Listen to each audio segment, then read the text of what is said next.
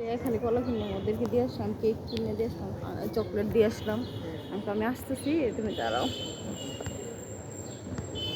বোরকার মধ্যে তো মনে হয় বলবোই।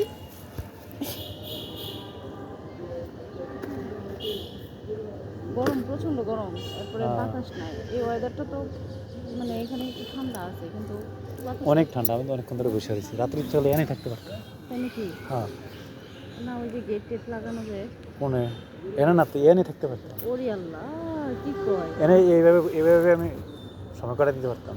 গলা কাইটটা জবাই করে পরে যাইতে তো কে? মানুষে। আমার তেমন সাহস আছে নাকি? 3 জনের লোক ফাইট করে আমার অভ্যাস আছে। মার্শাল আর্ট জানি না।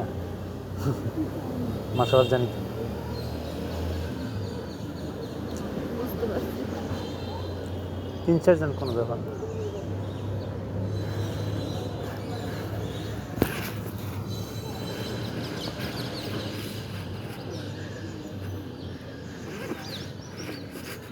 গরম। বোকাটা খোলো, একটু মুখটা খোলো। আমি না।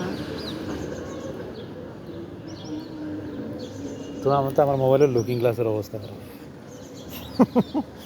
লুকিং গ্লাস চেঞ্জ করতে ইয়াটা সুন্দর লাগে না মোবাইল। কি যে হ্যাঁ করছি, তারপরে ওই যে হাত থেকে পরে বরাবর পইরা দেখেন না, একদম গেরিলা টেরিলা সহ গেছে। ওই দিন মেকার দেখাইছি। একটা জিনিস আমি বুঝলাম না, কি? তাসলিমা নাতি, মানে তোমার প্রতি আমার এরকম ফিলিংসটা কাজ করলো কেন রাত্রে? রাত্রে এত লোভ হচ্ছিল আমার, মানে আর 2টা মিনিট লেট করলে কিন্তু আমি তোমার যাইতে দিই না, আমি হোটেলে নিয়ে যেতাম। মানে এত লোভ কাজ করছিল। আর আমি কীভাবে আসলাম, আমি অনেক মেয়ের সঙ্গে আমি দেখা করছি, ঠিক আছে, আমি দেখা করছি, বিয়ের সূত্রে দেখা করতেই পারি, তাই না? দেখা করাই যায়, কিন্তু এমনটা কখনো হয় নাই যে এত দুর্বল হওয়া, মানে এতটা আবেগান্বিত হওয়া, এতটা লোভ কাজ করা। এই জিনিসটা বসে বসে আমি ভাবতেছি। যত বেশি রাত্র হয় তত বেশি একটা লোভ কাজ করে। আমার মনে হয় আর 2টা মিনিট লেট করলে আমি তোমাকে যাইতে দিতাম না, 100% ধরে রাখতাম আমি।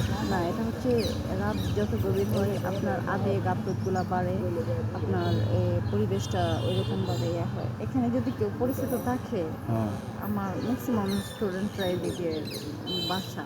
তোমার স্টুডেন্ট মুখে কী দেয়? পশম। পশম। এই না, হয়তো চোখের পশম। এদিকে বাসা যদি দেখে বলবো ম্যাডামরা এখানে কী করে? বসে বসে প্রেম করতেছে, সমস্যা নেই। তোমার এমনি চেহারা মাসাল্লাহ ই করে রাখো, রাখো না, সমস্যা নেই, ভালো লাগে। আমি তো ফেসটা ভালো, কিন্তু হাসি ভালো, হাসিও সুন্দর, তাই সবই ঠিক আছে। না, এমনিও দেখছি তোমার প্রতি একটা খুব, তুমি কিছুটা জানো আমার মনে হয়, সত্যি করে বলো তো, তুমি কিছুটা জানো না তো? আমি আমি এত সুন্দর সুন্দর মেয়ের সঙ্গেও কথা বলছি, সুন্দর সুন্দর বলতে না, মানে স্কিন কালো হইলে বা শ্যামলা হইলে যে সুন্দর না, সে যার মন সুন্দর সেই সুন্দর। কিন্তু বিষয়টা হচ্ছে এরকম আমি থাকতেই পারতেছি না ঢাকা।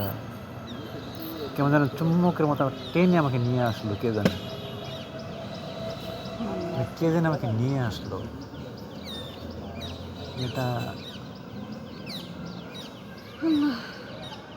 আল্লাহ ভালো জানে, আমি কিছু আমার ব্যাখ্যা নেই আমার কাছে। এটা আধ্যাত্মিকের একটা বিষয় আর কি। কী জানি, আমি তো বুঝি টুঝি না। আসলে কথা এটা না, চেহারা, হ্যাঁ সৌন্দর্য, একটা মেয়েদের সৌন্দর্যটাই বেশি প্রাধান্য দেয় একটা ছেলে, এটা আমি জানি।